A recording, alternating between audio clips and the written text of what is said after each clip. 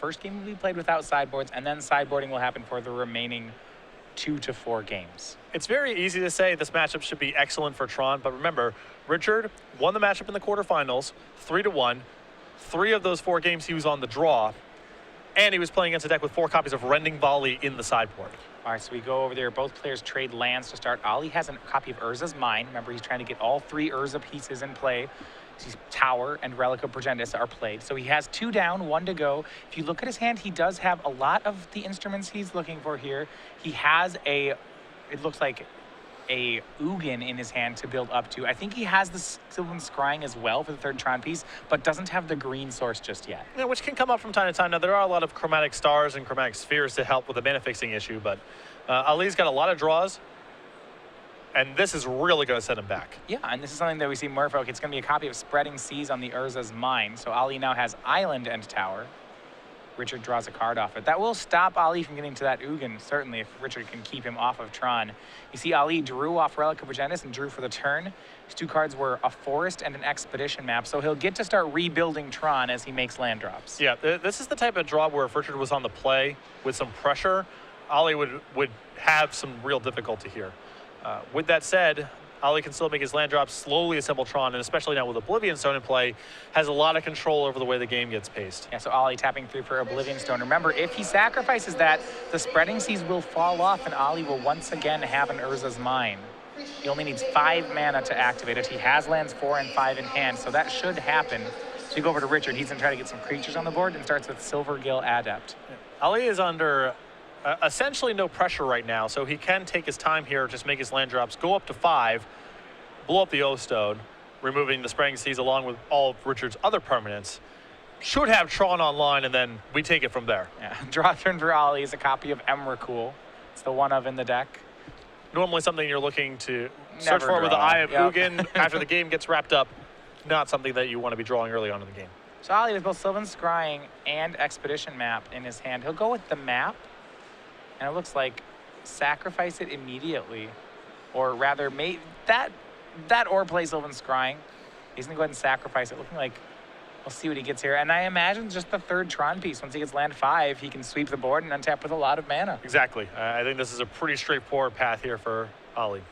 And there it is. It's a copy of Urza's Power Plant. And that'll be his last land. So he has all 3 pieces now.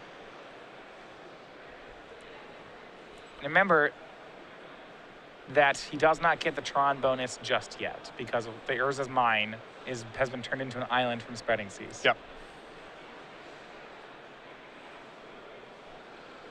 But Ali's at 20, and Richard just has a 2-1 and a Mutavault, so that much looks really good. In spite of Richard having the Spreading Seas here, this is getting played at Ali's pace. There's no pressure. Ali has Oblivion Stone, most likely his best card in the matchup. Yeah. He can really take his time here, play conservatively, and then blow the doors open when he's ready. Well, that's one of the things I like about Tron is, yeah, you can keep them off Tron, but the deck is so resilient and so redundant. When you're playing cards like Ancient Stirrings, Expedition Maps, Sylvan Scrying, eventually the deck does get Tron together. You can't, it's very hard to keep them indefinitely off of it. And that's why it's so important to be backing it up with pressure. You know, it's definitely fine to have the Spreading Seas, but as you mentioned, given enough time, Ali can work his way out of it. Attack with Silvergill Adept will put Ali down to 18 as Richard starts to get some damage in. See how he follows up. We know he has a copy of Master of Waves that was revealed off Silvergill Adept, and it looks like that's going to be his play for the turn. Sure, and this forces the hand on the Oblivion Stone if it wasn't already. This is a lot of pressure. 3 elementals made. Remember, there's mana symbols on his 2 creatures, and then on that Spreading Seas hanging out on Ali's side of the board. Looks like Ali, the drop turn was Chromatic Star. He'll play Ghost Quarter as his land drop. And now I think there's enough pressure that Ali will just say go. He seems to be locked into casting that Oblivion Stone. Well, he may take the hit inside of combat if he feels like he has a hammer lock after the fact. The risk with blowing up the Oblivion Stone inside of combat is that if Richard follows up with the Spreading Seas, maybe now you're set back in terms of setting up Tron. Richard will activate Mutavault, so he has 2, 4, 6, 8, 10, 13 damage. Remember, Mutavault is an elemental, so it gets pumped by Master of Waves. And we'll see if Ali wants to go to 5 here or not. And It looks like he might. Remember, Oblivion Stone will not get rid of Mutavault. Yes. But he does have a Ghost Quarter, so even if he doesn't have a way to lock it out right now, he can always answer it down the line. This is the big decision from Ollie. Does he want to risk another Spreading Seas from Richard Adams and save the life points, or does he want to go down to 5? The thing is, with Sylvan Scrying in hand, Ollie can reassemble the Tron, even if there's a Spreading Seas on the follow-up. So you're inclined then to save the life points. Yeah, this is a pretty big hit. You know, you would have to feel like if you got to Tron next turn, you couldn't possibly lose, and there's basically no risk from taking the hit. I don't think either of those things are true necessarily. So just better to err on the side of the straightforward play. You have to remember Oblivion Stone gets sort of non-land permanents, so the Mutavault still comes in. That deals 2 damage. And Richard does have the follow-up Spreading Seas, so while he's assembled Tron, he won't get to untap with it. You see Richard using Spreading Seas on one of the Tron pieces. He has to decide which one. Tower's usually the one you go for because it makes more mana, but then again, there was one sitting on mine, so it mucks things up a bit. Yep. It doesn't matter too much. It usually just, okay, the power plant. He's going to go for a power plant because that's the one that Ollie Expedition mapped for. Okay, sure. And just hope that if Ollie has to reassemble Tron via naturally drawing it, he's less likely to do it via power plant than the other options. Right, maybe he had extra copies of some of them in his hand. It wouldn't have been power plant. Right. But he even said, because of that Sylvan Scrying in hand, Ollie can scry, and he still gets Ugin this turn. Yep.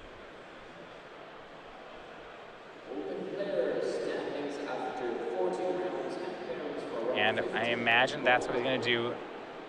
See, Forest and Ghost Quarter, they're going to be used to cast what looks like Sylvan Scrying. He can re-find another power plant. Yep. So he essentially goes to 8 mana here. And there we are, Sylvan Scrying. This has got to be for Urza's power plant, I imagine. Yep. This feels like a pretty straightforward. Assemble Tron, cast Ugin, and probably move on to the next one not too long after that.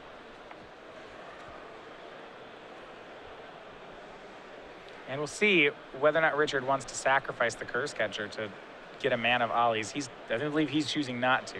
Well, he can't use it to interact with any of the Planeswalkers. Right. And it only stops 1 mana this turn. You're not even making Ollie tap a Tron piece. So he still goes to 7. He can still cast Karn or Wormcoil. So, you know, I think you just have to keep your Curse Catcher in play. So Urza's power plant will be gotten. You notice there's different art there from Antiquities, 4 arts for each of the pieces. They are still the same cards. And 8 mana, looks like it will be Ugin the Spirit Dragon from Ollie. There you go, the Fate Reforged Planeswalker. Going to tick up, looks like to 10, or rather to 9, and going to shoot down Curse Catcher. Yep. And now, if Richard plays threats one at a time, Lightning Bolt chews him up. If he plays out a bunch of stuff, Ugin's minus power chews him up. There's no way for Richard to get this card off the table. Yeah, at 9, a 16 life seems too safe a number for Richard to come back from this. Yeah, I mean, Richard has to make effort keeping Ugin from going ultimate also. So he can't just be attacking Ollie with the Mutavault, and Ollie has a Ghost Quarter in play to break that up whenever he feels like it. Yeah, and remember, it's not like Ollie's going to stop making threats either. He has an Emrakul in hand, currently has 10 mana, and with a card like Ancient Strings in hand, he may just be 2 turns away from casting the Eldrazi. Master of Waves for Richard Adams. It will make 2 elementals, 1 for the Master and 1 for the Spreading Seas. Then he will activate Mutavault, see where he wants to go with this. He did the Master of Waves first, so that the Mutavault would be a 3/3.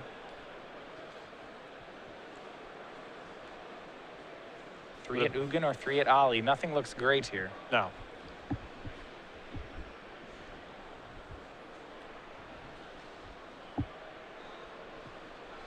And here's the attack. We'll see where it's going. Pointing out that it's a 3/3 thanks to Master of Waves. It looks like this is just at Ollie's life total. Sure. It's about the same either way, I feel like.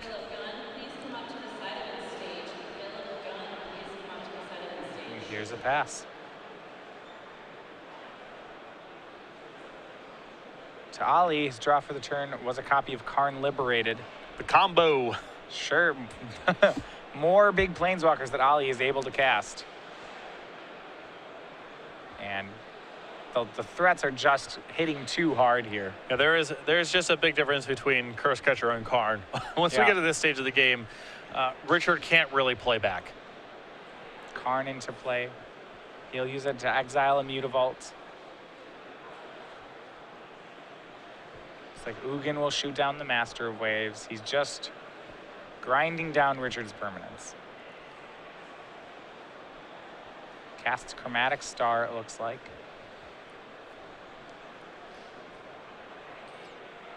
And passes his turn. Land for the turn was Grove of the Burn Willows. Yeah, and Ali, even with a Ghost Quarter left over to check the other Mutavault. Yeah, Richard has nothing.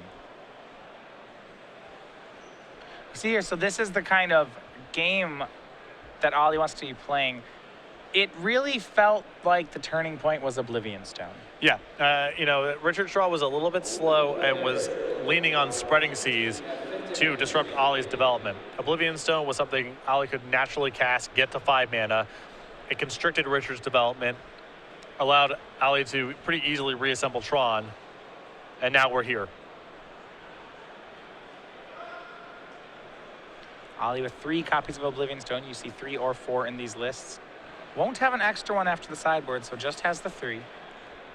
And we are on to game 2. Ali Antrazi takes the first game of the 5-game set between Richard Adams and himself. Winner will go on to the finals of the Invitational, but now we will sideboard, and this is where things will change the most, I guess, between the first game and the other ones. Well, Richard's got some action here. 2 copies of Spellskite, 3 Tiebiter Mage, a Monastery Siege, 2 Seize Claim, 2 Dispels, Hibernation, Spell Pierce, Swan Song, Unified Will. I think Seize Claim, backed up by some of these counter spells, is a pretty solid package. Spell Pierce may be okay on the play. It does have moments of being good on the early turns. It sounds funny to say because Tron is all about generating a boatload of mana. Making them pay 2 more is good for maybe a turn. Right, but if you tag Expedition Map, Sylvan Scrying early on in the game, especially backed up by the Seize Claims, you might be able to keep Ali from assembling Tron. I think the Unified Wills are solid in this matchup too. Sometimes Ali's going to have hands that only really have 1 payoff card. And yeah, well, Unified Will should more or less, so it is counter spell if you control more creatures than the other player. Well, that should almost always be true in these games. If it's not true, Richard's already lost. Right, so a 2-mana counter spell, that's going to be great against this kind of ramp style deck.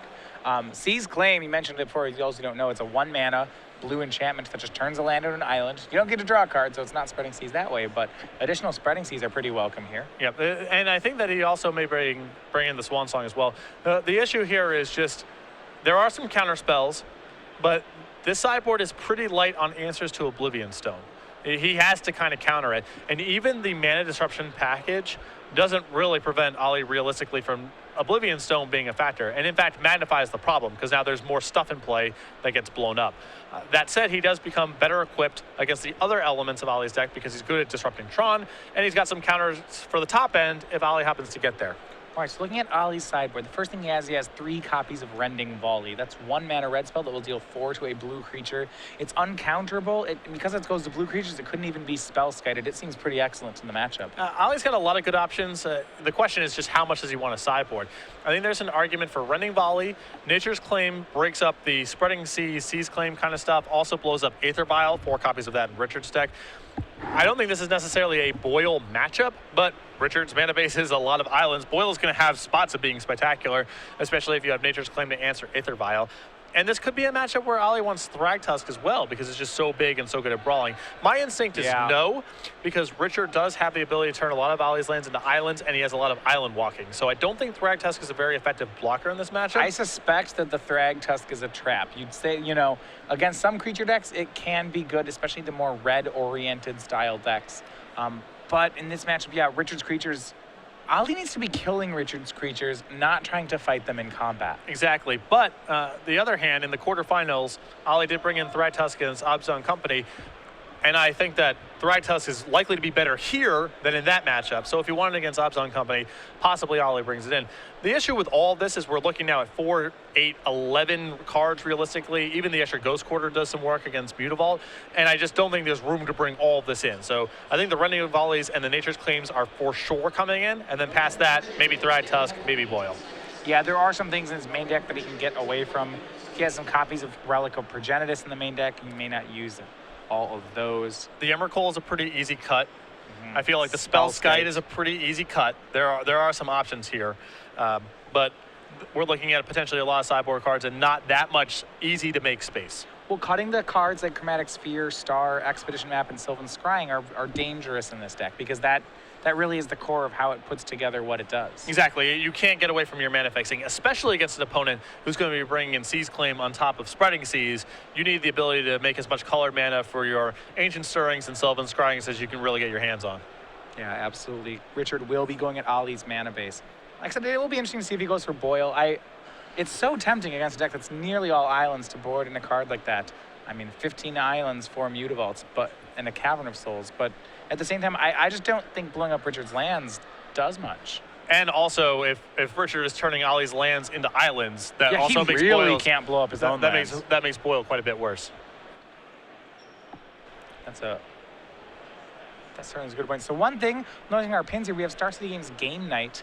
This is something that we've been doing. We premiered it just about toward the end of last year. So what this is at your local store, you can become a StarCityGames.com game night, which means it'll be the regular tournament, but we will have, every month will feature new tokens and pins to be given away as prizes for the event. You see this month, it's the bunny pin. So if you see those on our jackets, you can get that for playing in a game night event, as well as bunny creature tokens here.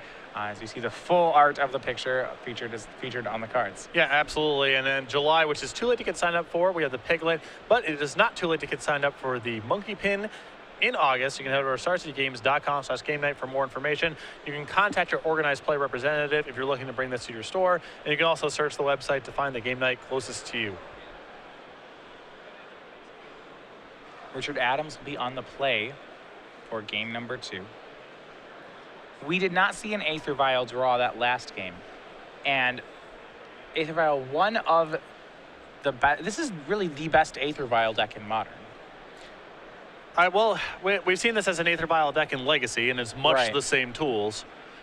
This format is a little less counterspell dense than Legacy, but Aether Vial is still quite potent. A lot of these things are very good to put in at instant speed. They muck up combat. Phantasmal Image is a pretty sweet card to have access to. Only one copy in Richard's list. Sometimes you see a little bit more than that, but it is a very effective Aether Vial deck. Another card that people, when Wizards made the initial ban list, just assumed that card was going to get banned. It's had a history of being powerful in extended formats. It shows up in good Legacy decks, but it's turned out to be an acceptable card. Yeah, we see it sometimes as things like Eternal Command or Merfolk. Both play it in Modern. It shows up a little bit. It shows up a little bit for specific decks, but it's certainly not at the same power level as it was in its standard format back in the day or in Legacy right now.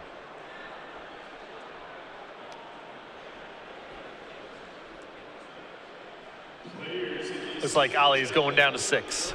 Yeah, Richard sympathizing, laying out his cards. The frowny face is facing Ollie, so it's not sure if that's sympathy or rubbing it in. I would believe either interpretation. Richard seems like a man sending his condolences, though, so I don't know. I do like that he's matched his sleeves with his hair for the event. Yeah. And I choose to believe that that's an intentional decision, which for sure is great. These things like this are rarely an accident. Ollie's phone blowing up a little bit. Got to handle that. All those parts of it. This feels like a very play-draw biased matchup to me. Well, both decks are non-interactive. So one thing, granted they're not combo decks per se, but when you get these decks that are, going by each other, then you start talking about how fast, what's the goldfish turn of the deck. So yeah, being on the play is being up a turn, and that's going to matter more and more in these matchups. Exactly. Both of these players, their plan for the matchup is prevent you from executing your game plan. Maybe just not even that. Maybe it's just do my thing. I mean, there's a little bit of that. Ollie has his O-Stones, Richard has his Spreading Seas, but still, at the end of the day, Richard's going to make creatures, and Ollie's going to make planeswalkers. Yeah. And one guy's going to try to do it first. Richard's mode of interaction is you can't play your spells. Ollie's mode of interaction is none of your spells matter.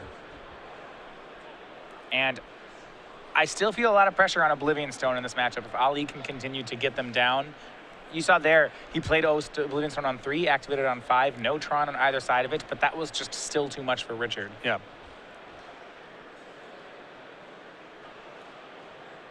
And this game, a great start from Richard. It's going to be Mutavault into Aether Vial. Yeah, very powerful opening, especially on the play. And you see Pyroclasm in Ollie's hand. This is a card that gets a lot worse against Aether Vial because Richard has the ability to, you know, ship in a Lord at instant speed and turn a Pyroclasm that would have killed his entire board into basically nothing. So Richard has a lot of creatures of 2 drops that give all his creatures +1/+1. So if he casts 1 and has 1 in his hand while his Aether Vial is on 2, the Pyroclasm is never going to work. Yeah. So Aether Vial ticks up to 1, and for Richard, his turn will be to attack with Mutavault. Put Ollie down to 18. That's pretty good news for Ollie here that he's not getting tagged by one of the make your land into an island effects. Yeah, on Ollie's side, he played a turn 1 Power Plant. He has Urza's Tower and Expedition Map in play, so that's going to be turn 3 Tron. Has Sylvan Scrying, 2 more Tron pieces, and a Pyroclasm. I don't know if he has the payoff spell hiding at the back there. It looks like he has a copy of Ugin the Spirit Dragon. But this is a hand that even something like Unified Will can potentially give Richard a lot of play, even if Ollie is able to assemble Tron uncontested. So because Ollie, I don't know what his last 2 Tron pieces are. I believe they are 2 more copies of the Power Plant, so his map will have to get the mine. But if that wasn't the case, I mean, he also has Sylvan Scrying in hand, so I think, you know, he can use Eye of Ugin with one of these land finders to find himself extra business spells if Richard is able to counter the Ugin. You see, for Richard, now that he sees the threat of turn 3 Tron assembled, he's going to use Spreading Seas on this turn. Yep. Very important. And if you're Ollie, you're hoping he picks the Power Plant. And he does. Ollie has 2 more copies of Power Plant in hand, no more copies of Tower. Yep. But the thing is, you know, you're in one of those spots where it feels just like you're flipping coins on Richard's side of the table. You are. You might as well hit the tower because if Ollie does assemble Tron through other pieces, the tower makes 3 instead of 2 mana. So right. Then again, if you think you have a read on him, yeah, but that's I think it's reasonable. He did pick wrong here though, and that was his play for the turn. It cost him his whole turn. So it still feels like a win for Ollie.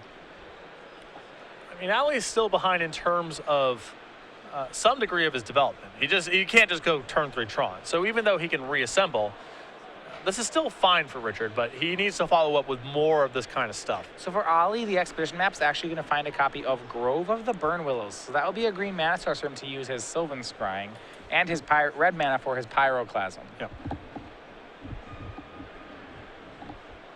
Though you have to wonder where that Aether Vial is sitting at too, if Pyroclasm is even going to be worth a card in this game.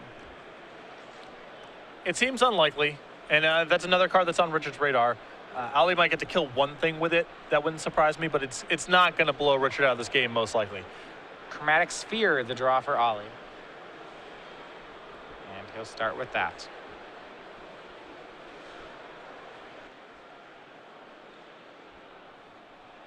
Sphere into play. He'll use the Sphere off of Urza's Tower to create green mana and draw a card.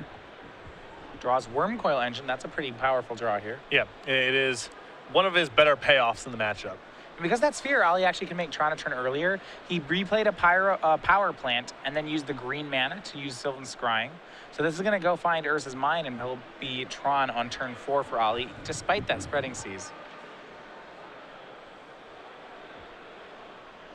Does Richard have something like one of the Spell Pierces here? No, he does not. Yeah, there's exactly 1 copy in his sideboard. And I would be surprised if he brought it in, but not stunned. Again, early on in the game, Spell Pierce can be pretty good against Tron. So mine into hand, and then he'll pass the turn. Now Richard will start deploying Merfolk through the Aether Vial. The first one is Silvergill Adept. That will draw him a card. That's a good one. I think one that Ollie wants to see. It's not a Lord. Although it's potentially more looks at Seas Claim or Spreading Seas. Yeah, can he keep him off it? You see Monastery Siege in Richard's hand. So he keeps his Aether Vial on 2. And that, I imagine we'll just see him park Aether Vials there. Yeah. There is Marrow Regery and Master of Waves, so there's some argument to go up, but 2 is where the bulk of the Merfolk live. And what can his follow-up be? Richard has done a decent job of being disruptive these games, but he has not been fast with his threats. Yep. And this game, it may be okay because Ali hasn't found Oblivion Stone yet. And as long as Ali does not find Oblivion Stone, he can play this sort of game.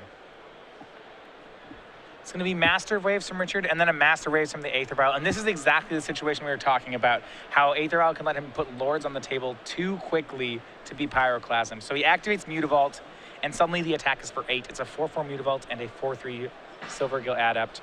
And remember, when Ali passed the turn, Richard had nothing in play. And this is one of the real strengths of Merfolk. The problem here is that Ali, if he reassembles Tron, can cast Ugin and Richard goes from everything to nothing. And Ali can do just that.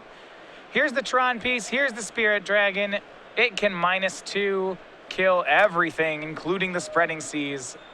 And that's going to be pain for our Richard. Now, he does actually have 2 Mutavaults. The problem is that Ugin goes down to 5 in the event that he minuses for 2. And then the 2 Mutavaults in play are not enough to finish off Ugin. Yeah, Richard's going to have to go with the life total instead. But remember, Ali has that Wormcoil Engine waiting in his hand. Now, Mutavault there's still some hope here. And remember that Richard gets to keep the Aether Vial as well, as that's colorless. Right, so if Richard has, say, another Lord and can put a Lord into play with his Aether Vial and activate both Mutavaults, Ali will be down to 4, and suddenly we're still playing. Vapor Snag, it looks like it was drawn. That will be good. Richard doesn't know it, but it's going to have a use here. Here's another Mutavault for Richard. That's fine. These multiple Mutavaults are a real threat. Yeah, and here's the thing too. If he has another land in hand, and I believe he has Vapor Snag, if Ali's plan here is play Wormcoil, hope to block, that's not going to get it done. He's going to be dead. So the 2 Mutavaults swing, and he's going not at Ugin, but at Ali. Puts the Tron player down to 6. Leaves up that blue for Vapor Snag. For Ali's side, draws a copy of Karn Liberated. He currently has 9 mana in play. I believe he can go up to 11 with his land drop. Not enough for Karn Wormcoil. It's close. Yeah, and Karn is also not that helpful here. I mean, it's okay. He'll eat a Mutavault. And Ali just has to hope that Richard just isn't sneaking anything into play on step with that Aether Vial. Yeah.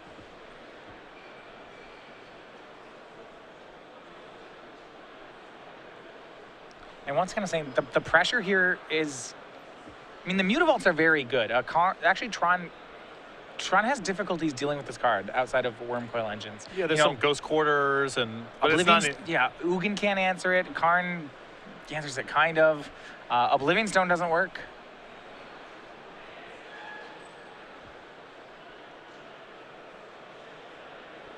Pyroclasm doesn't work. It's having just a lot of Mutavaults is a great plan.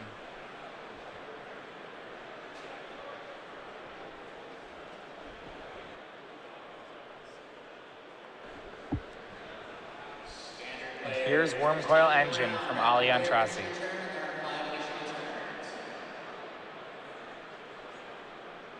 Play a copy of Grove of the Burn Willows. He'll pass now. Richard does have the Vapor Snag.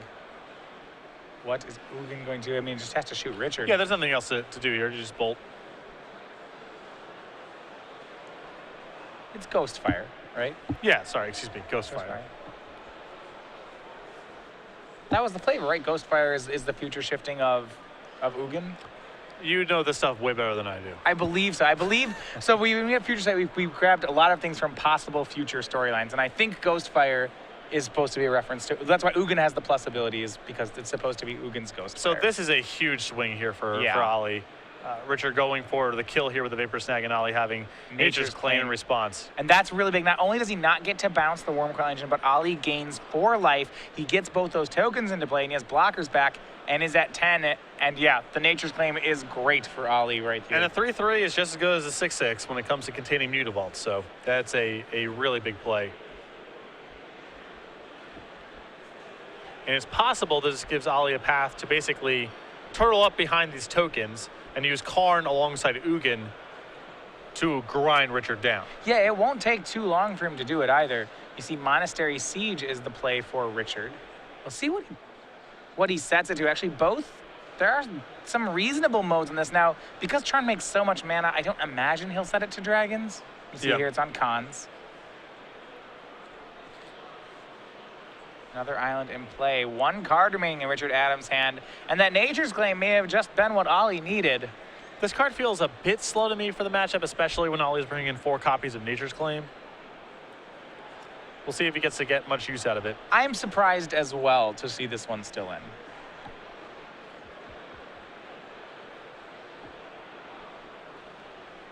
And for Ollie, it just seems like it'll be more defense. Another Nature's Claim in his hand. And I don't think he can have too many of those cards. Just the gain 4 mode on them is really strong. Yeah.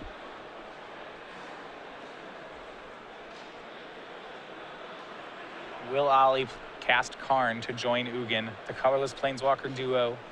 Won him game 1. It seems very attractive to me to just kind of hang back on D here with your Worm Coil Engine leftovers and let the Planeswalkers take this home. Taps for 6. Going to need to use a tower for that one. Yep, Ollie switches it up. There we go. Now it's 7. Karn Liberated is the play. So robots and dragons now. And the thing is that Richard is not able to kill either of these guys. Yeah. I mean, more Vapor Snags could get them off the table, but the Planeswalkers themselves, they are untouched. Yeah. Their loyalty is just too huge. They're both very loyal. Yeah. It's hard to deal with them with damage and attacking. And this thing, Ollie has resolved 3 payoff spells here with Worm Coil, Karn, and Ugin. And that's difficult for Richard to swing through. The Nature's Claim was just the turning point, though. It was, Richard had a window, Ollie had the answer. So I think there may be an issue now where Ollie doesn't actually have a mine in play. He had a mine in his hand and got a while ago, and they've been sort of operating like that's been the case. Oh, wow. Because he has Because he has the mismatched arts. You're right, he does have the mine. And I'll say that from our point of view, the bottom power plants to me look... that one to me I've always thought was a mine. Right. I confuse that art frequently. Yeah, it's easy. I mean, there was a pause here, and I was, trying to suss out what exactly the problem was. And because of the mismatch, most of the time when you watch Tron players, they have the same art pieces of all of their Tron pieces. All right, and yep. Ollie was tapping those 3 for a while, and no one really knows. Several turns obviously went by. Ollie had the mine. And some of you guys at home, I'm sure, Matt noticed that one as well. And it is difficult, right? So, like I said, I believed that was a mine. Now, what we know from watching the match is that Ollie did have a mine in his hand. Now, that's not going to matter for where the judge is concerned. Right, but there is the question of, can we... What can we roll? Right, exactly. I think at the very least, Ollie, if he will not be allowed to cast the Worm Coil Engine off the lands he has. That's the Karn, rather. Or the Karn, you're right. Yeah, so we will figure out momentarily. Obviously, this is a pretty complicated situation. The judges, you saw head judge Ricky Hayashi head over there. They're sorting it out right now. And we'll see what the ruling is momentarily. Yeah, we'll try to bring you that ruling as well when we have it. This is one of the more complicated judge calls we've had on the weekend. Yeah, and obviously there's nothing malicious going on Ollie's side, but several turns went by with both players and people watching the match, and the judges, however, just assuming that Tron was in play. And was not. So we have L4 Judge Ricky Hayashi head judging the tournament. Yes. So it's in his capable hands, and we'll find out momentarily what the ruling actually is. I sort of jokingly in the quarterfinal matchup that I was covering with Cedric, Ollie kind of had his Tron pieces sort of scattered all over the board. There was Grove of the Burn Willows in certain various spots, and I was kind of joking around, sort out your Tron pieces. But now you can see why it's a real thing, especially if you're going to be playing with mismatched art. I mean, the easiest thing is just get 4 towers, 4 power plants, and 4 mines that just all look the same. But if you're not going to do that, you got to be really careful. I was actually thinking through my collection for Tron pieces, trying to build the, I don't have the matching ones. I'll play with the mismatched. But yeah, if you're going to do that, you need to know which one's which. Yeah, because again, it's easy just to get that confused, particularly that one power plant artwork. That's one gets me. Yeah, it looks like a mine. It looks like an image being shot underground, and so we'll see momentarily how it all the towers are easy. They look like they're all towers. Right. To be fair, one of the mines is a picture of a tower. It's not an Urza-esque tower, but they're not all straightforward which ones they are. Yeah, I think that can be a problem. The mine artwork does look like a tower, but if you Right. have the mine and the tower next to each other, you can kind of tell, Right. okay, this one's a tower and this one's a mine. So You could just play with the core set ones. Yes. There's only one art in the core sets. Right. That's the easiest thing to do, probably. Yeah. So obviously, it's unfortunate this has happened. I don't believe there was any malicious intent, but the game state obviously has been changed significantly by this. Yeah, that's gonna be, there will be a ruling on that one. And like I said, we'll try to bring you as much of that ruling as we can, because that's, a lot of times when I play a lot of tournament Magic, there are lots of fixes where I'll be like, okay, I'm not a judge myself, so I never like to say I know what will happen. I can say, in my experience, I'm pretty certain this is what always seems to happen. Okay, the judge is going to give him a warning, he'll shuffle his deck. I actually don't know how this one's going to resolve. I don't know about. This one. I haven't played enough matches to say for certain how it will resolve. Right. This is an odd one. So again, we will see how this all shakes out here in a bit. It may take a little while, but probably the easiest thing to do for most of you watching at home, if there's a lesson to be learned from here, is just get all Tron pieces. Just get all matching Tron pieces. Easiest thing to do. Okay, so we're going to bring you back to the match here, and we'll see what the ruling has been. I believe the ruling that we have is the game state is so. Here's the ruling. We'll be making an official statement on this as well. You see our head judge over there in red behind the match. Both players, first of all, given warnings for failure to maintain game state, and that one you'd expect. The judge rewinded as far back as he felt he could do reasonably. Yep. He wind back to the last, and for that what he said is, okay, the Karn is not accepted as a play. Yep. So you see Ali now has made his land drop for the turn, which was the copy. So the Karn that Ali tried to play was put back in his hand. He said, you can't do that. Mm-hmm. Ali then continues with his turn. Ali plays the mine from his hand, plays Karn. So people wondering, does that mean a player, quote, gets away with something? So what the judge actually does here, and I want to talk about this, is that so that's the way to fix the game state. Now the judge asks a separate question, which says, was this intentional? And that's going to be a point. And that's something which a judge gets from talking to the players and makes a decision on. And this would suggest that no, he does not believe this was an intentional malicious act on Ali's part, and which is why he receives a warning and not a further upgraded penalty. Right. This would be a pretty insane gambit for Ali to run in this spot, since he actually had the Tron pieces the whole time. Right. I mean, from Richard's side, we know that, and you see Ali will then take the game here on this attack. Yep. So I think it's got to be a bad feeling from Richard's side. You feel like Ali got away with one. I think some consolation, which he doesn't know yet, is when he goes back and watches the match, yes, Ali had Tron the entire time. Right, yeah. It's not that Ali didn't have it and then, pulled a fast one on him. Well, what's the frustrating part if you're in Richard's position is if you notice that right away, the split second it happens, maybe in that spot, Ali, he plays his second power plant, he goes to tap for something, and you say, no, you can't do that because you don't have Tron in play. And that essentially, that time walk allows you to win the game. In terms of a ruling perspective, I think it's sort of like, yeah, of course it's a little sloppy and a little bit frustrating, but it wasn't like the outcome of the game got changed in a way that it shouldn't have based on the tools that Ali had at his disposal. If I'm in Richard's position, if I'm annoyed with myself for not seeing the mistake initially, because then you actually might get an advantage from it.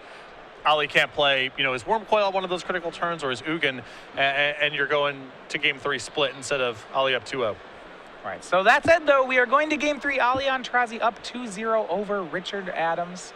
Richard will be back on the play. It will be a repeat of game number 2, post-board, Merfolk on the play. Now, we saw what I felt was a lot stronger of a game there from Richard. Okay, he had a turn 1 Aether Vial, which I think he wants in the matchup. He had multiple Mutavaults, which is very important. But at the end of the day, it still didn't seem like enough. Well, the problem is that Ali has been threatening. In that game, he threatened turn 3 Tron and was actually pretty redundant in his ability to have Tron. So Richard has to spend a turn casting Spreading Seas on an early developmental turn. I think in Richard's perspective, in an ideal world, what you're doing is get some stuff in play, then hit you with Seas Claim or Spreading Seas, attack you down to lethal in a couple of turns before you can really get back into the game. Ollie did have turn 3 Tron, and then when Spreading Seas happened, Ollie had turn 4 Tron. So Richard didn't really actually set him back. He traded a turn of his own for a turn of Ollie's. Exactly. Richard needs to be in a position where he's ahead, and then exchanging his turn for Ollie's turn is really powerful. The time walk is better when you're ahead. And if Richard is able to disrupt his mana and Ollie can't reassemble, that's really powerful. But Ollie's hand was so redundant that game. So it seems like it was out of Richard's control at that point, though, because Richard's draw was very good. But what we're saying is if Ollie's Tron draws are redundant enough, and I want to say, like, I mean, that happens. Tron does that. Yep. It just seems like it's going to be hard for Richard to win, even with a powerful draw. For sure. I mean, he needs a curve, and he needs Ollie's hand to not be perfect. Also, if Ollie just doesn't have a fast Tron, at that point, the Spreading Seas and the Seas claims don't really matter all that much, especially if Ollie doesn't have Oblivion Stone. That's his way to keep his head above water in games where he doesn't have a fast Urzatron. So you can see it is the games where Ollie has Tron, some redundancy built in to fight through Seas claims and Spreading Seas. And then some powerful payoff that locks at the board like Ugin. It's Ugin and O-Stone. It seems like if he has redundant Tron plus Ugin or Oblivion Stone, I don't know what Richard does about it. Yeah, there's only... Richard's got a game plan. He's got a cohesive set of cards he's playing together to try to present a clock and disrupt Ollie. But at the end of the day, he's playing with a bunch of 2/2s for 2. And if Ollie's getting to 7 or 8 mana on the 3rd and 4th turn and playing good 7 and 8 mana cards, there's only so much your 2/2s for 2 are going to do. So heading to game 3, Richard's going to have to pull off the full sweep to get through here. Yes, and now in this quarterfinal matchup, he was playing against an opponent with a 4th copy of Rending Volley instead of just the 3, and he won the match 3-1, and he was on the draw for 3 of those 4 games. He was the 8th seed, and his opponent only won 1 of the games. So Richard has definitely shown that he can win this matchup on the draw. It's just going to be tough to do it twice. All right, so players drawing here. Game 3 between Richard Adams and Ollie Antrazi. Winner will go to the finals, where this is our first semifinal. At the conclusion of this, Cedric and I will bring you the other semifinal between Chris Van Meter and Josh Ravitz. So we start out Richard on the play again with a turn 1 Aether Vial. This time it's off Island instead of Mutavault. But still powerful. On Ollie's side, it's a land-heavy hand, I believe. He has double Oblivion Stone in it and a Pyroclasm, though, so Ollie's looking to, instead of powering out big things quickly, it's looking like he's on a plan to destroy all the creatures. Yep. Although that's a lot slower if he doesn't have Tron involved. Richard, the Pyroclasm will still be good. Yeah, although it does get a little bit worse in the face of Aether Vial, depending on what Richard's draw looks like. But we've seen Richard kill on the 4th turn. So Oblivion Zone on the draw, without being supplemented by Urzatron, may not help Ollie if Richard's draw is very good. All right, so start Grove of the Burn Willows from Ollie. So no turn 3 Tron, as his first land wasn't a Tron piece. And it will be Ancient Stirrings. He's deciding actually between Nature's Claim and Ancient Stirrings here. This is a pretty difficult spot. He'll go with Stirrings. And I think that's right. So he doesn't really have to Nature's Claim until the next turn. Exactly. The worst case scenario is Richard gets to Vial and a Curse Catcher for free, if those are even in his deck still. I don't think Ollie cares that much about that, and it's just better to have more information to work with to get a sense of when you're going to be setting up Tron. So there's another Grove, a Urza's Tower, a Chromatic Star. It looks like Ollie has brought in the Thrag Tusks in this matchup. And that does not surprise me because he brought them in the quarterfinal matchup where I feel like they were more poorly positioned than they are here. I don't think Thrag Tusk is great by any stretch of the imagination. Richard has a lot of Island Walk effects and so forth. I don't... If you're going to board in Thrag Tusk in all these matchups, I'm not sure why you don't just play them in the main deck. Well, there's, at some point you're playing against more disruption to your mana, and having some things that you can kind of cast normally is helpful. Okay, all right. But I think that they are typically for the Jund matchup and matchups similar to that. Yeah, now to be fair, they're actually very good against a card like Vapor Snag, which is the main removal against Richard. Thrag Tusk doesn't care about that card at all. Yep. On Richard's side, we see a Aether Vial up to 1 and a Lord of Atlantis. Will Ollie pull the trigger on Pyroclasm just off that Lord? He also would like to Nature's Claim. He has a decision here, as if he lets Ollie get a second Lord on the board, this Clasm will be no good. Yeah, I'm happy casting Pyroclasm here, especially in the face of Lord of Atlantis. It's likely this Pyroclasm goes south fast, so just trade 1 for 1. It's fine. Yeah, I mean, if he doesn't cast the Clasm now, it's never going to be cast. Yeah. So keeps the trades 2-drop for 2-drop. We go back over to Richard. Now the Aether Vial up to 2.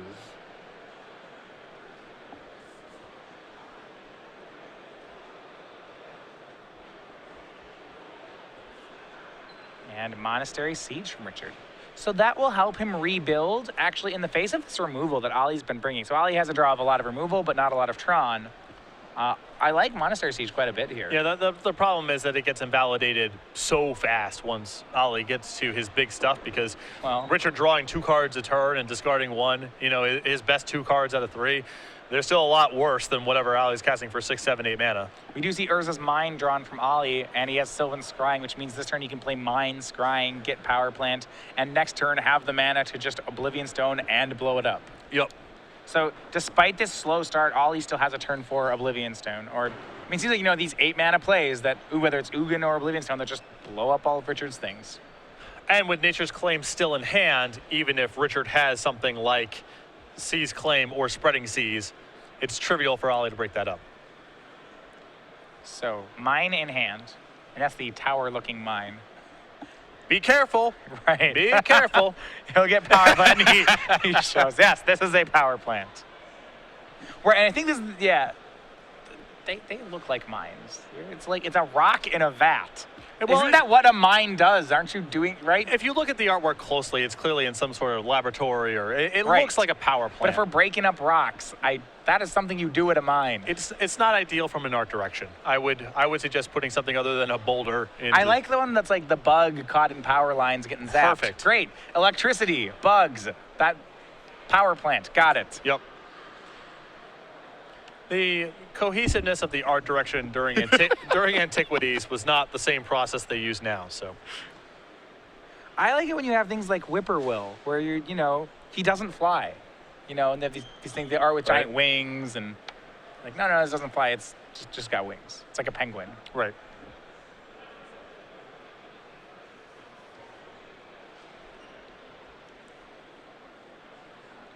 Plays power plant, and passes.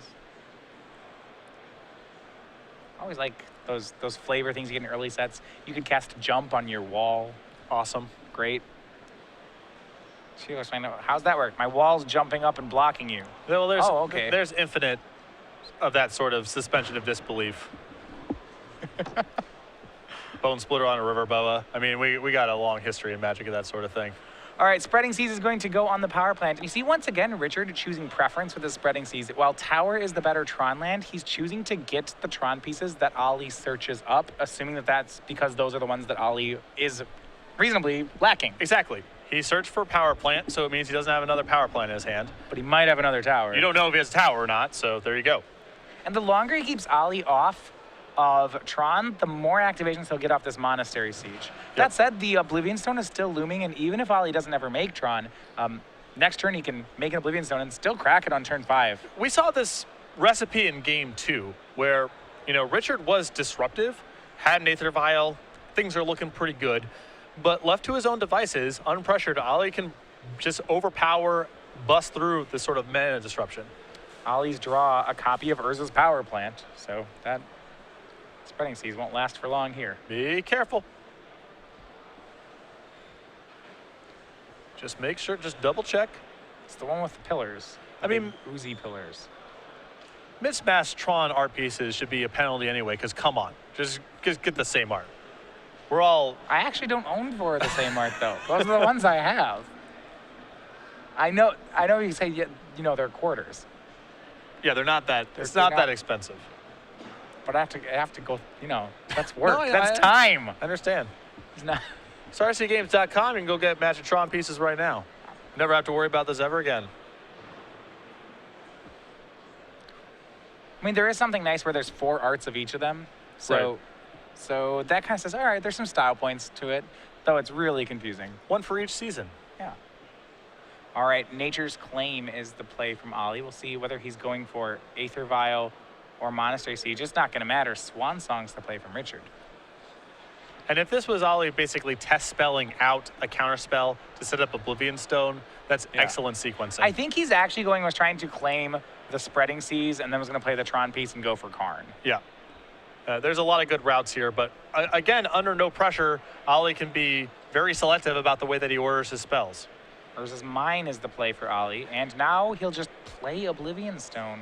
And this is what we saw. We saw this in game 1, where Ali's played an Oblivion Stone on turn 3 and activated it on turn 5. And even then, when he paid the 5 and cracked Oblivion Stone, you felt like the game was over. Exactly, and he doesn't even have to break this Oblivion Stone and do anything. He's at 20. And this can't leave the table. There is nothing in Richard's deck to actually remove it from play or otherwise invalidate it. Ali has complete control of the way the game gets played from here. He's at 20, has not been attacked yet. And a lot of reaction and value in Richard's hand. You see off Monastery Siege, he draws, I believe he has another copy of Swan Song or rather, he has another copy of Monastery Siege for sure, which this is, he needs to stay threat dense, and that's not happening right now. Right. I mean, there's, I believe, just the one. 2 in the main deck and then 1 more in the sideboard. So sure. I don't know the exact numbers, but I don't think Richard is advantaged playing that kind of game. Has land 5. You saw I discard the extra Monastery Siege. And with 3 mana, he'll go for Marrow Regery. So now he has a threat on the board. We'll activate the Mutavault and get to attack. It's a 3/3 thanks to the Merfolk Lord.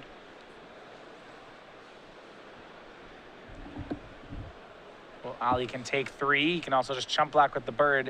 It depends how committed he is to just activating Oblivion Stone here. I mean, that seems pretty great. If Ali's got land number 5 rolled up in hand already, I don't mind blocking here. Richard's down to 1 card in hand. This is a pretty juicy board to Oblivion Stone, assuming you have any sort of reasonable follow-up. Yeah, not only does he have land number 5, but it's the missing Tron piece. Yeah, so this is a pretty easy chump block. I think you can blow up the Oblivion Stone and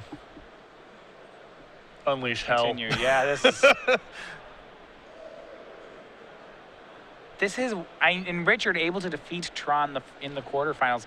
This is more of the matchup I expected when watching the quarterfinals. That was the comment that I was about to make is, I would love to have seen the other quarterfinal match that ended too fast, because this is what it feels like. We're looking at 3 non-competitive games. And Richard has not had failed draws.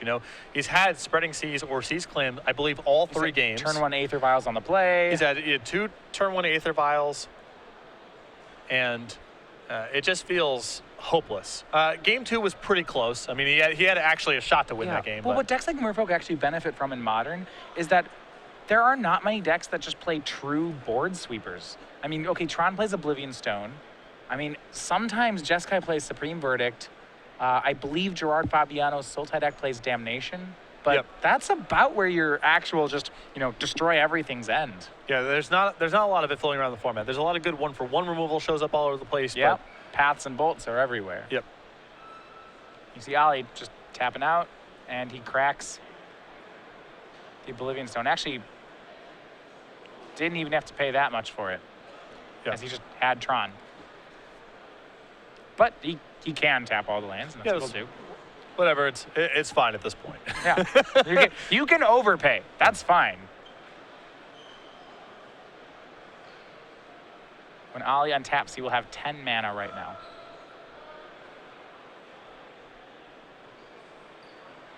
Just believe talking. Now, there may be something. Ali has already received a warning, so it depends on how he declared it. I don't think there's any penalty with this. Yeah, well, I think that you do have to announce if there's mana floating. Okay. So we'll see momentarily. It's not a huge deal because I think Ali was not intending on having any sort of follow-up play anyway. It's not an illegal tap. It might be the judge just says, well, you had mana floating and now you lose it all. Yep. There's no mana burn anymore. I mean, it doesn't functionally matter, but... It means he can't play instants right now. His deck with essentially no instants. He has Nature's Claims after board. He may even have one in his hand. You see Karn hiding out in Ali's hand. He's at the ready. And the danger is that Ali has stated his life total has not budged since the beginning of the game. Regery and Seas Claim from Richard. Seas Claim, it is very much like Spreading Seas. It was printed in 9th edition, I believe. So he has some options. He can keep Ali off green, or he can try to take apart Ali's Tron. I like going for Tron here. I mean, so the issue is that say you keep Ali off Tron, he doesn't have replacement Tron.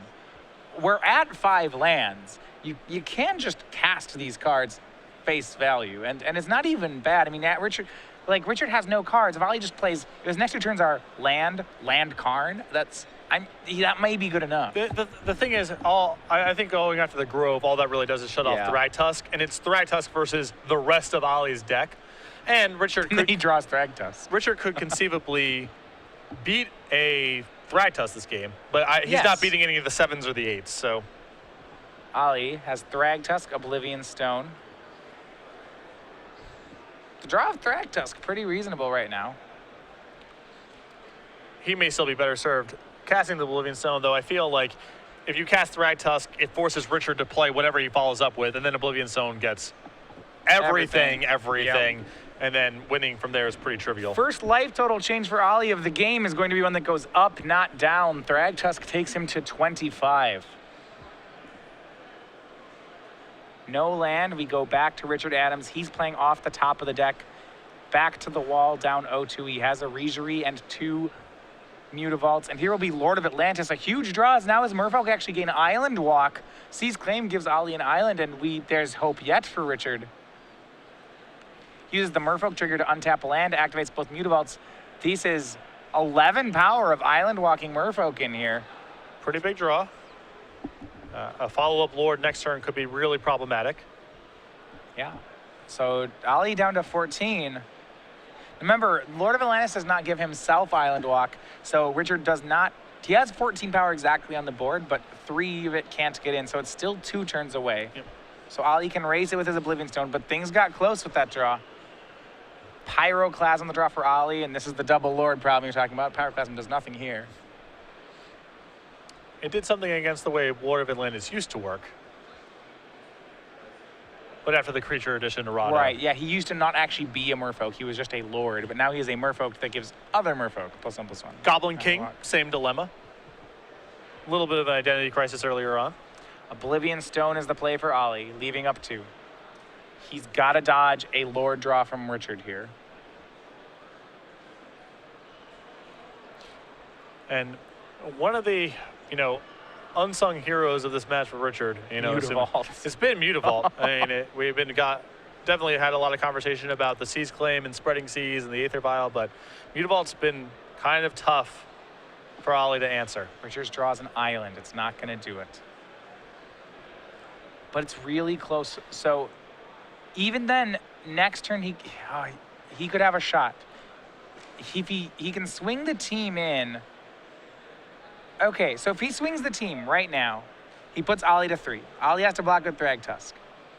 Then next turn he swings. If Ollie cracks Oblivion Stone, it'll kill his own beast token, and Richard will still kill him.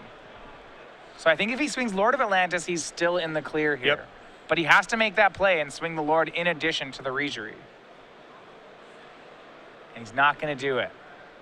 And now, so Ollie takes 11 unblocked. But right, because next turn, when Ollie cracks the Oblivion Stone, he'll have a 3/3 left over. That blocks a Mutavault. Right, so if he had traded the Lord of Atlantis makes this a lethal attack. So Ollie would have to trade it with Thragtusk. Yep.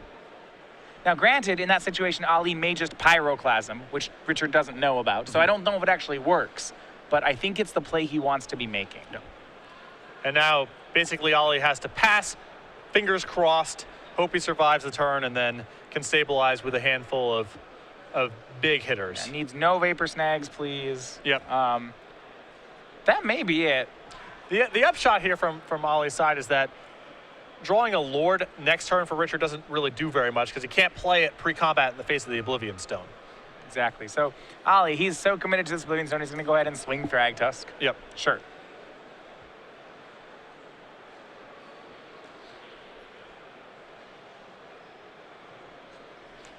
And even if Richard had made the attack with Lord of Atlantis, then yes, Ollie would have Clasmed, but then a top deck's Lord from Richard here would have won. Yep. And I actually do like Ollie not attacking in this spot because it forces Richard to spend his mana next turn activating Mutavaults to force the issue. Otherwise, Richard can just attack with the 2 Lords. That forces the issue. And then if Richard has drawn things to do with his mana, the mana is available. Draw from Richard. Didn't get a great look at it. I do not believe it's a land. We know that second face down card's an island.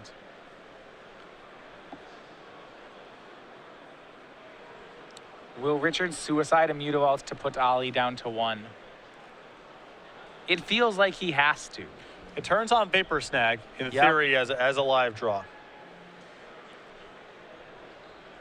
He's going to be one short. Ali's play is going to be to crack Oblivion Stone. Yes, that we know that. Richard knows that.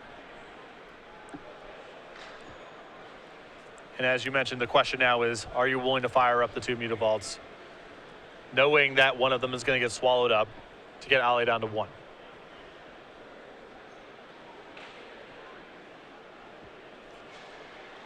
The problem is it's possible, depending on how things go here, that even Vapor Snag won't be a kill, because if he falls to 1 but has one of his Planeswalkers to follow up, he can lock the game out that way, assuming he can get his own Beast token off the table at some point. And Richard is going to cast Merfolk. He's going to, oh wow, okay. He's going to attempt to, he's casting the Master of the Pearl Trident and attempting to tap the Oblivion Stone with the Regerie trigger. So that'll force Ali to use the Oblivion Stone right now. He can't let that get tapped. But that was, I'm not sure what this produces on Richard's end, because this play was forced anyway. Well, he still gets to cast, yeah, it's still the same. Everything dies. Beast token in play. Now no, excuse me. No, this is fine, because it's as part of the. And now he has a trigger. land. Yep, he has a brilliant. land, Brilliant. and that'll do it. Activate both Mutavaults and swing, and Richard takes game 3. Yep, that is my fault for. I believe that Regerie was a CIP trigger, not as you cast trigger. No, that was really sweet. Very well played by Richard. So Richard, not going to be swept here, gets game 3, and we'll move on to a 4th. Yep, great sequencing there.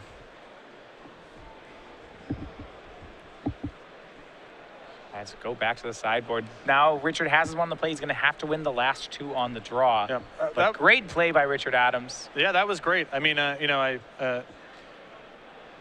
perhaps guilty of calling it a little bit too early. I thought Ali had that game more or less locked up. But Richard was able to work his way through it, and you can see how important Mutavault is in the matchup.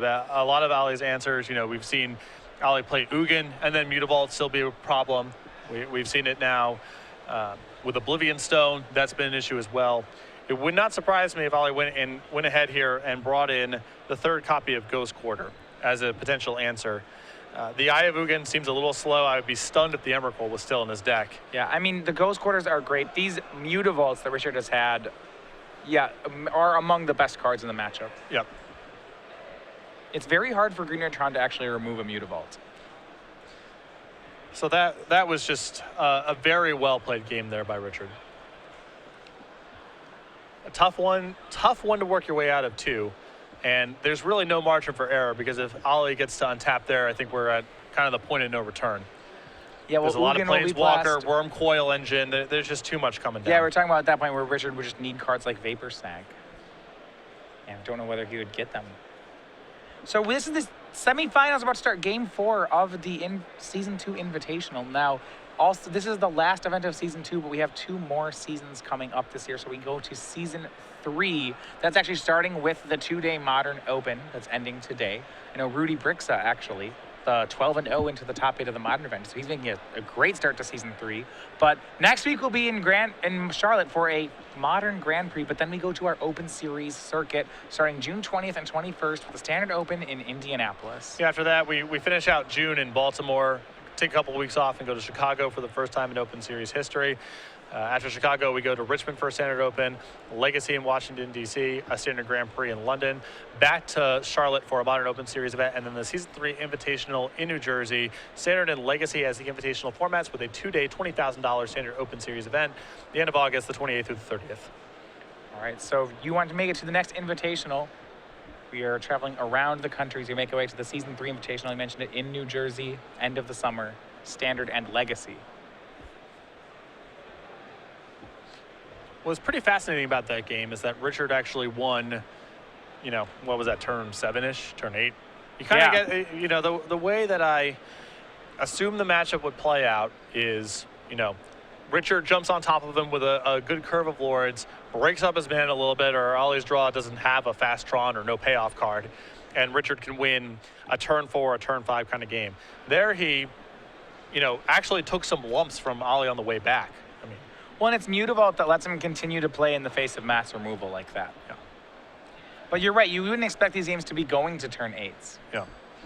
And, again, I call into question, just like I did in the quarterfinal matchup, how valuable are these Thragtusks? Well, he didn't do too much there. I mean, so gaining 5 life against Merfolk is, while good, and I guess it did buy Ollie a turn here, when Merfolk starts hitting, it actually hits very, very hard. Yeah, so far in the games that we've watched, it's felt like Richard has basically gone, no attacks, set up, set up, set up. Here's 12 points of damage. Here's 14 points of damage. And Thragtusk is a lot less impressive in those kind of games than it is when someone's hitting for 2 or 3 at a time. The island walk plus turn all of your lands into islands kind of thing that Richard's going for as well makes it hard for Thragtusk to block as well. So Richard on 6. But yeah, it is. It's not a 2, then 4, then 6 kind of aggro. Right.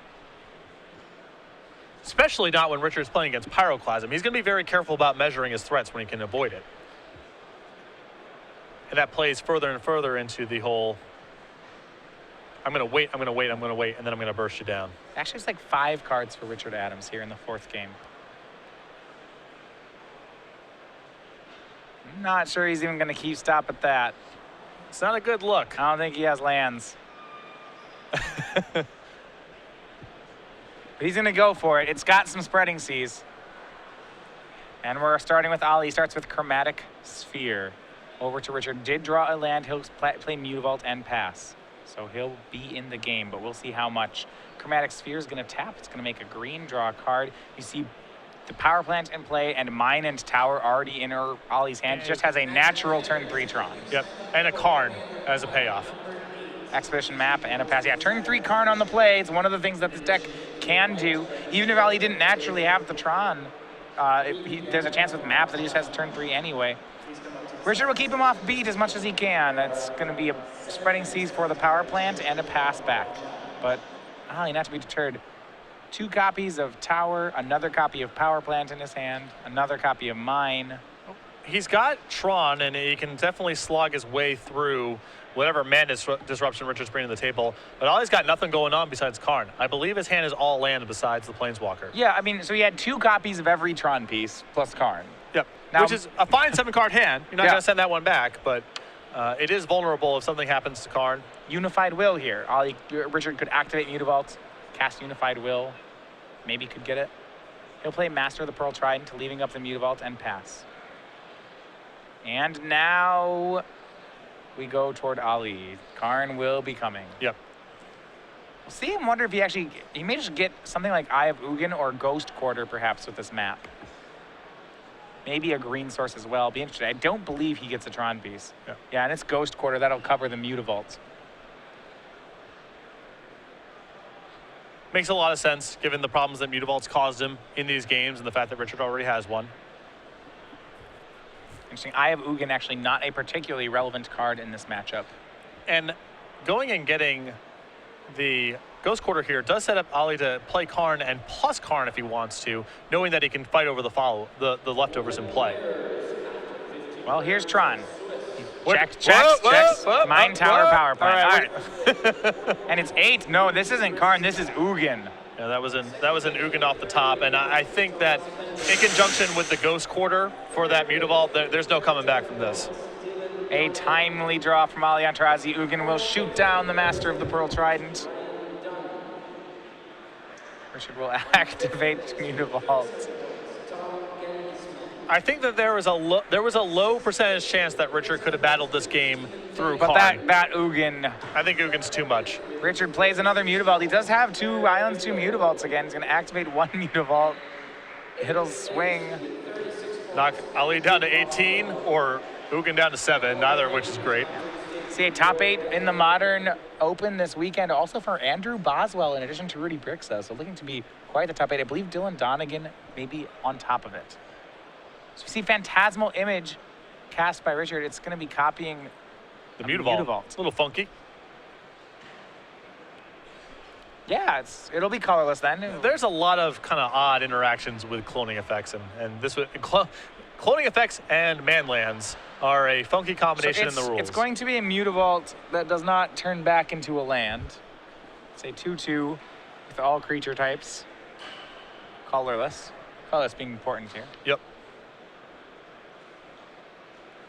And here come more Planeswalkers. Karn joins Ugin.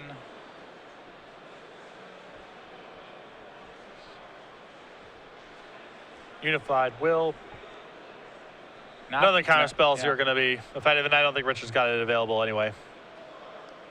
Well, I believe that the image is summoning sick.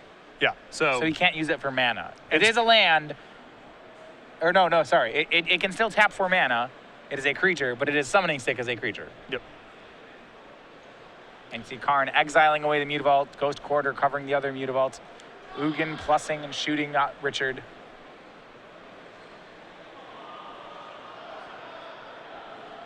And just not much going on here. You see, just saying, all the stuff's come down. Yep. He'll extend the hand, so there you have it. Ali Antrazi 3-1 defeats Richard Adams and is our first finalist here at the Season 2 Invitational. Congratulations to Richard Adams. The matchup didn't look great in those 4 games. The 3 games that Richard lost were pretty strongly in Ali's favor. But you had to give him a lot of credit for the way he played that 3rd game. Because I honestly thought he was dead to rights at various points there. And he definitely knew what his outs were. I think that he played as well as possible. He did beat this matchup in the quarterfinals. But Ali's hands were just too redundant in getting to Tron.